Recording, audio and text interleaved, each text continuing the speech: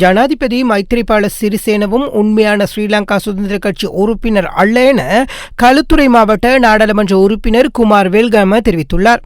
இரத்தினபுரி அயகம பிரதேசத்தில் அண்மையில் நடைபெற்ற மக்கள் சந்திப்பொன்றின் போது அவர் இதனை குறிப்பிட்டுள்ளார்.